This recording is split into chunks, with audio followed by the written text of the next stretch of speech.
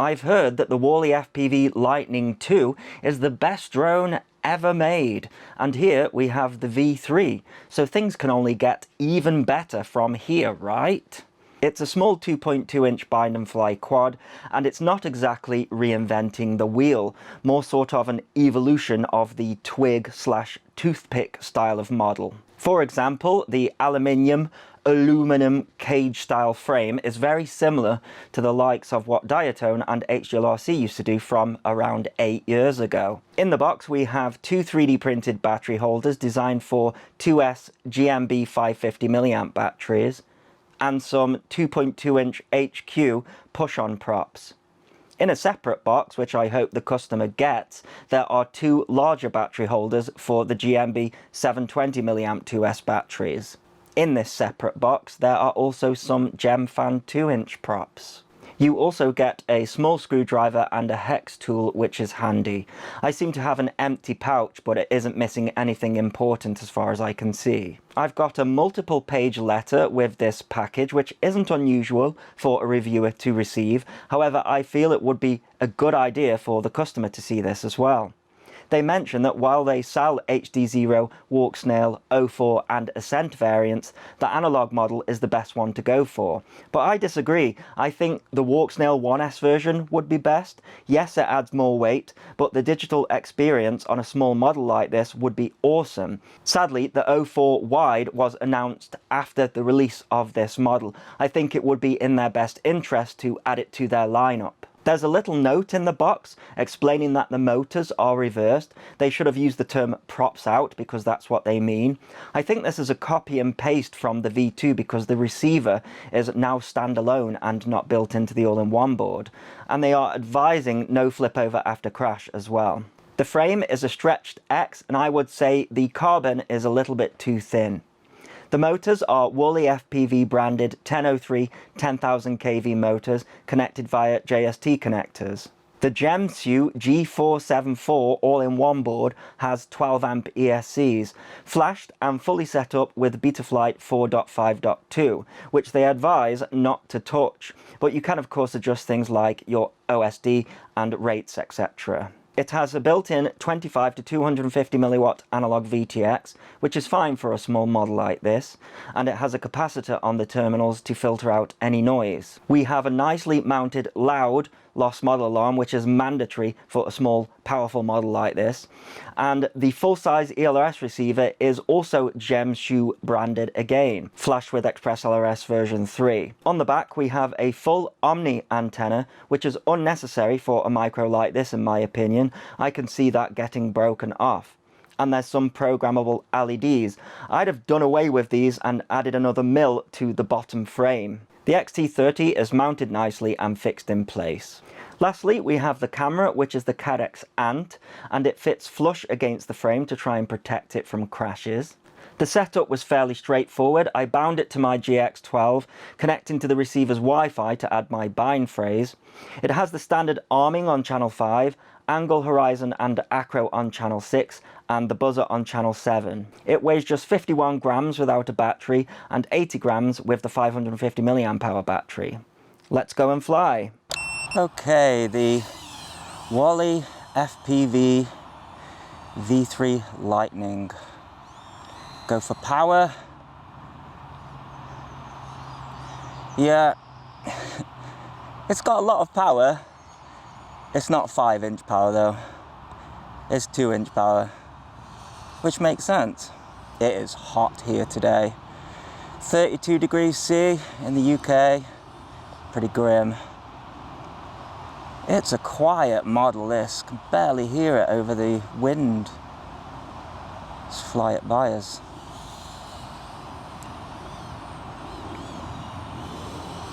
Silent. Okay, so not seeing any Jalo in the video feed, which is good. This is the 550 mAh 2S.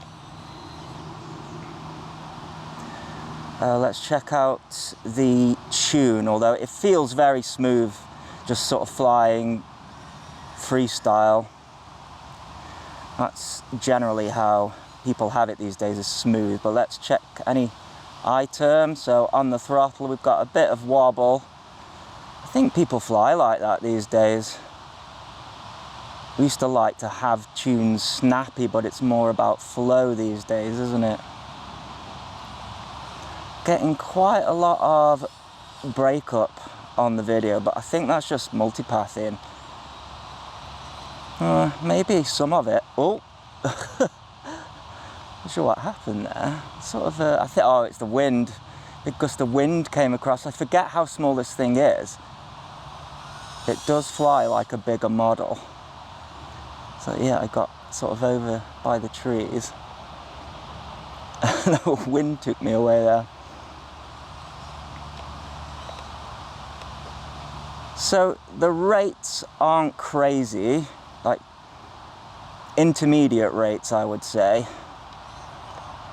So the rates that I really liked were on the Beta FPV Air 75 version 2, I think.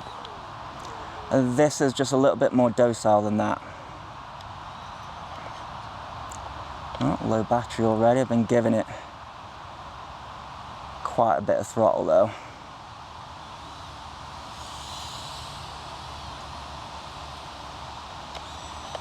Yeah, so it's a nice amount of power for this size of model. It's not going to get away from you too fast, which is what you want really. You could fly it in a big back garden or a smallish field like I've got here. Oh, the battery warning going off at the top of the throttle there after just 3 minutes.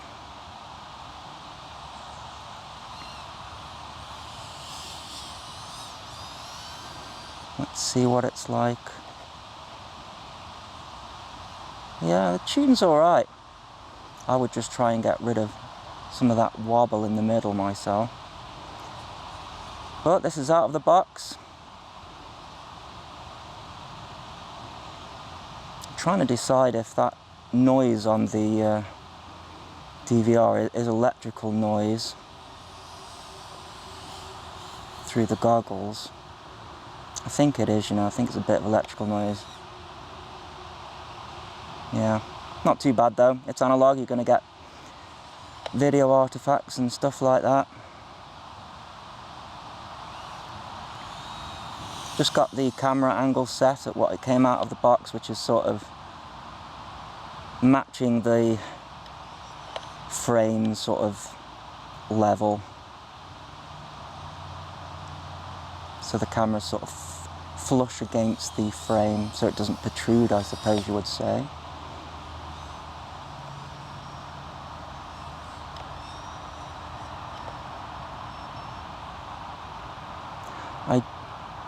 I think, do you know what? I think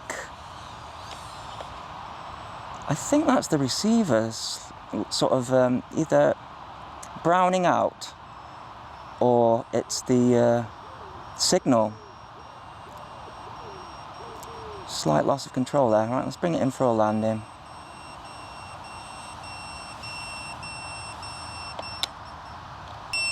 Right, so what I've done is I have flashed the receiver with a matching Express LRS version. Had some strange version. Usually you can just bind and get on with it. Maybe this isn't the problem, but yeah, definitely some sort of signal loss. I've got the RSSI and the link quality up there now as well. Put that on. And I'm flying with a 720 milliamp hour battery. So I was sort of getting the issue on throttle, but not really. Sort of like here. Let's see if it's throttle induced. Yeah, oh, there we go, okay. Well, it's not the receiver firmware. I wonder if it's something to do with, you know, the motors desyncing or just the heat, but really that's not good enough, you know. Yeah, definitely some sort of issue with this one. We're all on the same version of Express LRS. Checked all the settings over. And it's not giving me like a telemetry lost. So if the receiver was browning out, I would expect a telemetry lost or something like that. It's not doing that, unless it's just not got enough time to notice that the telemetry is lost. Oh, did it again there. It's doing it after power and then sort of throttling down. So it's not like at the top of the power. It's when I come off, or sort of come off and then do a roll.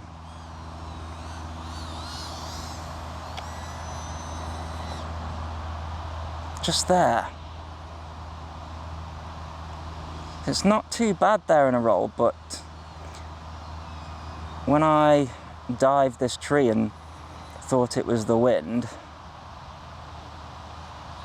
I mean, it is windy, but it seemed to lose control for longer. And it's making me sort of lose confidence in diving stuff. There, it just completely flipped around. So yeah, okay, maybe it's not a signal problem. I mean, the link quality is sort of staying there or thereabouts.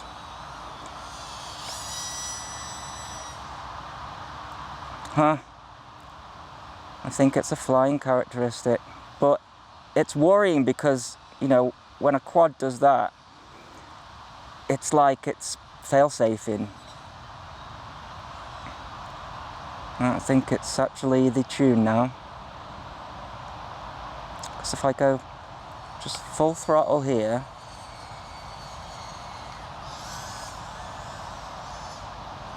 yeah, okay, it's not browning out. I mean, it's not overly windy. I would say, maybe 12 to 15 mph wind.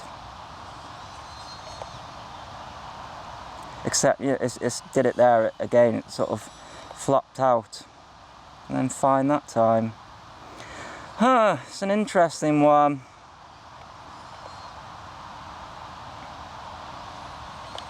Intermittent. Like I say, I am ragging this. I'm able to do that on this field. Lots of space.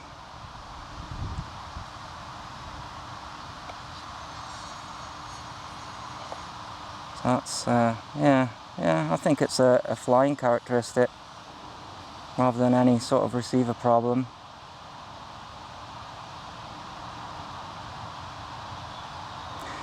I wonder if it is overpropped with these HQ props. Okay, the last thing to try, the gem fan props. Just to see if it's overpropped or the props make any difference. So yeah, it's when you do a punch out, throttle down, and then a roll. It's not done it so far. Oh, there we go.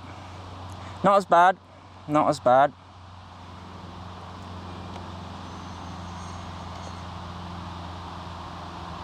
Yeah, I think it's actually the tune or something to do with something. Yeah, there we go. Oh well, at least it's not a fail-safe.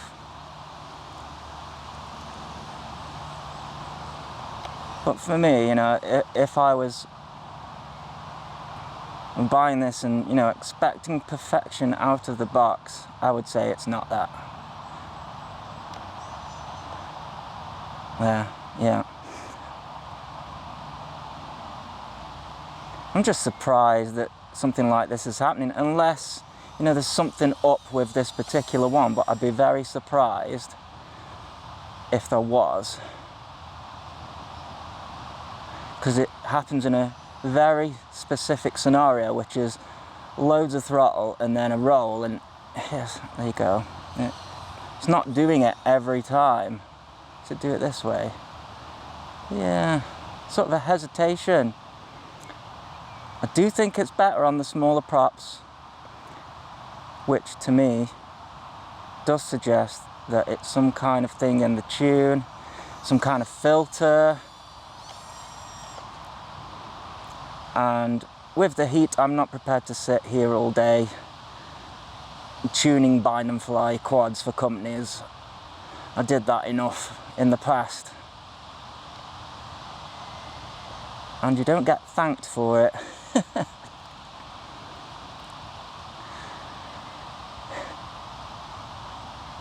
But there you go.